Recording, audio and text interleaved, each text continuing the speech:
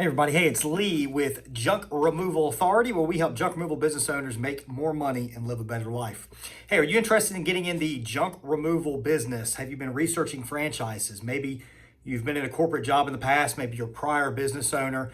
You don't have the time, nor do you want to put in the time or the effort to very slowly grow a business. You're still going to put in time, you're still going to put in effort, you're still not going to make a ton of money early on, but you can expedite that process by going through the JRA Business Package. It's our franchise alternative. You get the operating system, you get ongoing consulting, you get a website, you get to come in town for training, and we really just help you avoid 10 years worth of mistakes that we made. There's a slew of other things that are included in that. So it's just like a franchise, but without the teeth, as Mr. Sam Schick likes to say. So make sure you check out our JRA Business Package. All right, I'm going to talk about paying yourself first. Mike Michalowicz wrote a book called Profit First a few years back. If you have not read that book, I highly recommend getting it. I'm only going to cover one portion of that. When you're trying to figure out how much money is your business actually making, because we want to be a business owner. We don't want to be just an employee. What happens with most business owners, most junk removal business owners, is they start a business, they get to working inside of their business, and they think they're profitable, but they're really not. Well, you're probably saying, well, how is that possible, Lee? What, if my bank account balance is going up, I'm profitable. What they're not accounting for is the business should be turning a profit regardless of the involvement of the owner. So if the owner is actively involved in the business, he should be earning a salary for that. And that salary should be equal to what he would have to pay somebody else, somebody that's not him, not related to him, whatever. What he would have to pay somebody else if he went out on Indeed, went out on LinkedIn, and he hired somebody from the outside or promoted somebody from within, whichever way, but he hired somebody to handle all the day-to-day stuff that he does. So then at that point, it was almost like he's completely removed from the business, except for anything to do with expansion or vision. Maybe it's adding more services, it's expanding geographically. That's more of an investor, business owner type deal. But in terms of managing your employees day to day, tell them what time they need to be in, scheduling truck maintenance, calling customers, dealing with problems with customers, kind of solving those issues, hiring, doing all the interviewing portion of it. All those types of things are things that a supervisor or a GM would typically handle. So the owner needs to be paying himself an equal amount as if he went out and he hired somebody.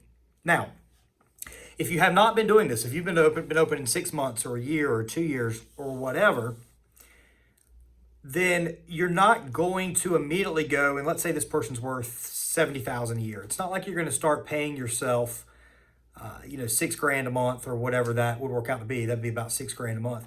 You're going to work up to it. So you're going to say, you know what, every quarter I'm going to raise up my pay by $1,000 a month. Right now, I'm going to go ahead, I'm going to start paying myself $1,000 a month. 3 months later, I'm going to raise it another 1,000. 3 months later, another 1,000, until we've worked up to whatever that fair figure is.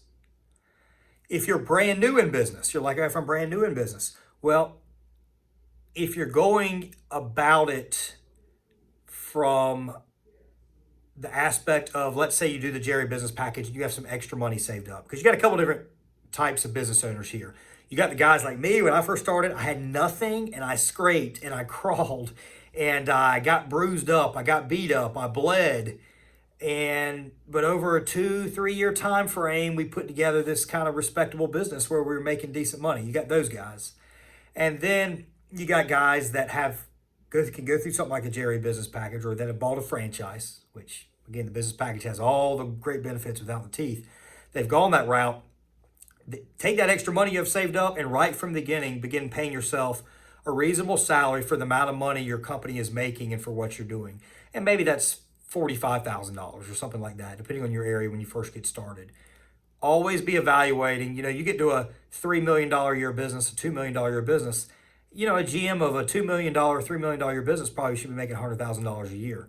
So if you haven't gone out and you haven't hired somebody, paying them $100,000 a year, you should be earning $100,000 a year salary. And that is not really to do with the profitability of the business.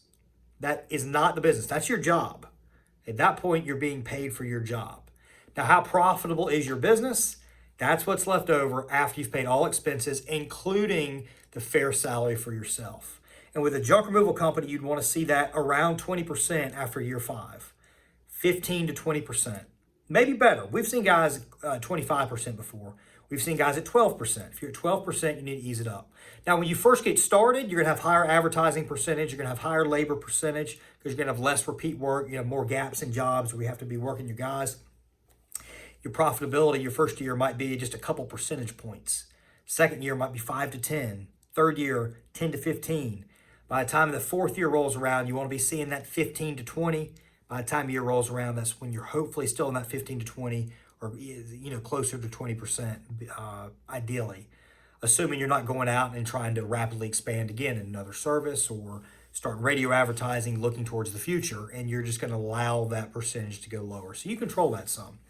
But start out right now. Pay yourself first. Be able to judge how profitable is your business and how much are you earning in your job. So if you're working your tail off 80 hours a week and you think you got a profitable business because it's making 70 grand a year, guys, you don't have a profitable business. You don't, because at 80 hours a week, you probably ought to be earning 120,000. You know what I mean? Like maybe 120 a year would be the fair, or 140 a year would be the fair salary for somebody to be a GM. So pay yourself first. Start in small steps. Work your way up. If you want to really reinvest back in your business to really push growth, still pay yourself, but then take some of that money and invest it back into your company is another way of going about it. Because then you're not fooling yourself into thinking I'm making more money than I really am. So that is a concept. Took me a long time to do. Guys, profitability. We all want to grow a great big business. We want to reinvest back into our business. But some people reinvest back into their business just for the hell of it. They think if I just spend more money, I'm going to make more money. In terms of advertising, make sure you have people in trucks. That's the case. But if there's a lot of extra money sitting in that bank account, then a lot of times you're going to spend it on things that you don't necessarily need to spend it on. And that's when paying yourself first is a huge, huge, huge benefit.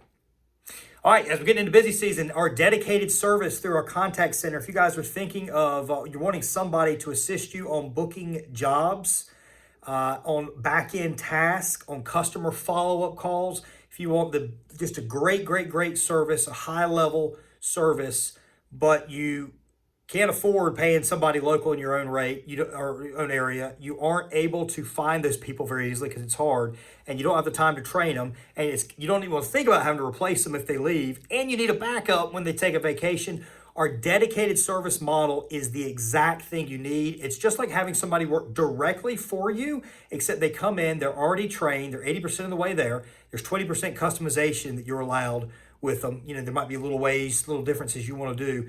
You're able to do it. You can get great service. You can get your phones answered the exact way you want it. They're really able to learn your service area because they're dedicated to you. The dedicated service is the way to go. And guys, it's less money than what you could go and pay somebody for in your own area, and a heck of a lot less headaches. So give us a call at 919-617-1975 or check us out at junkarray.com. Melissa would be happy to talk to you about dedicated service. If you're looking to get in business, give us a call and talk with Shane about our business package. A ton of this business is still taking off. So still the demand is way up. No matter how many new companies are opening, the demand is outpacing the new companies that are opening. So it's a fantastic business to get in. And remember, pay yourself first. Lee Godbold with Junk Removal Authority, where we help junk removal business owners make more money and live a better life. We will see you next time.